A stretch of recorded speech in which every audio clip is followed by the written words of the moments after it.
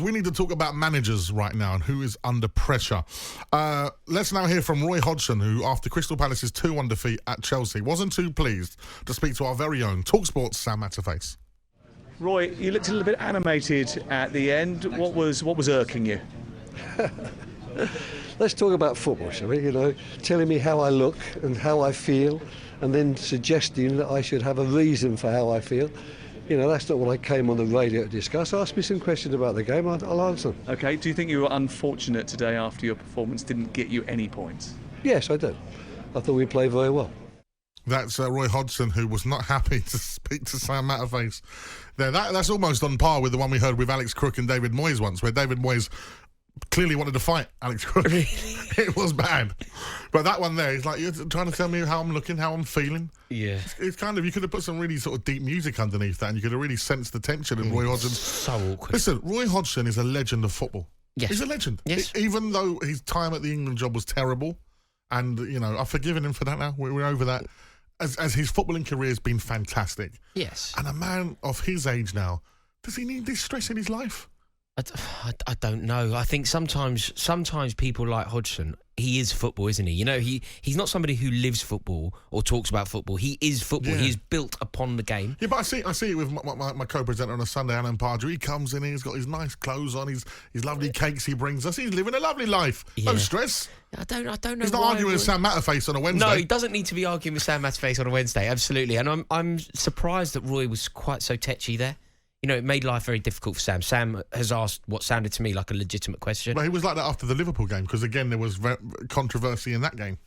Yeah, I mean, I think it's unnecessary for Roy to be quite so agitated to Sam. Sam is asking legitimate questions and trying to find out answers for the fans of the game and fans of Crystal Palace who want to have an insight into the way that the Crystal Palace manager feels about the result. So it's a legitimate question, but you can also understand why he would be so upset. I think he would probably believe that his team were worthy of at least a point at Stamford Bridge, and it was a penalty that presumably he will believe was harsh. I think it's a completely legitimate penalty and a penalty that was correctly awarded. Well, the thing is, if Luton win their game in hand and get to 19 games, they're on 18 points. They're 1 point. Oh, they'll be on the same point, the same points as Crystal Palace. Yeah.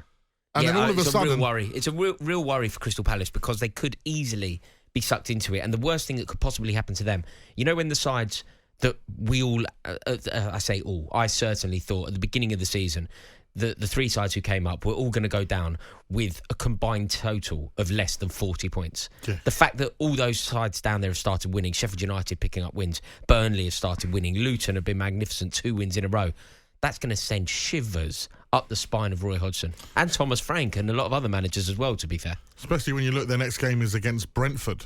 And Brentford are being pulled into that situation there as well. They've got a game in hand on Crystal Palace and they're 1 point ahead of them. But then they go to the Emirates. You start worrying. You're looking at the results and you start, who can we beat? Who can we get some results against? Do you think Roy Hodson is the most under-pressure manager in the Premier League right now? Absolutely, nowhere near. I agree with it. I don't think he is. Nowhere near. Who's the most under-pressure manager in the Premier League? I'm going to throw you mine. Go on. Erik Ten Hag. I think you're probably right because to be under pressure, like when you think about... like Erik Ten Hag is under global pressure. Roy Hodgson is under Croydon pressure.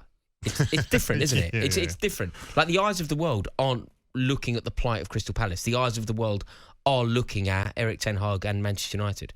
So I think you're probably onto something. I would say that you're correct, but I would also throw Eddie Howe into this. I think Eddie Howe is under immense amounts of pressure. Do you think? I really do. I think he's got credit in the bank 100% with the fans. The sympathy in terms of injuries as well. The injuries that have gone on at Newcastle. I know everyone's had injuries this season, but theirs seems to have become in such a mass. And there was no one ever fit for the Champions League. And I think perhaps with the Saudi owners, they're looking at what he's achieved, got them the Champions League football. Perhaps if he doesn't make Champions League football again, then... But match they're 8th. I know. They're 8th in the league. They're below West Ham. If Brighton get anything tonight, if Brighton win tonight, Brighton are above them. Newcastle go 9th. They dropped out of Europe with a whimper. Like, it was a whimper in the end. Well, they could be 10 points behind 5th if Spurs win tonight. Yeah, I just don't think... Also in terms of their like recent record... What have they lost? They've lost like 3 games out of the last 5, something like that. Yeah. You know, that's games that unacceptable. they weren't losing last season. Games that they were not losing last season. No, so I think there is a problem there. I really do. And as much as we say that there's credit in the bank, I think what happens very quickly at a football club is that expectations change. It can happen rapidly. It can happen overnight, in fact. On AM, on DAB, via the talkSPORT app and on your smart speaker. talkSPORT.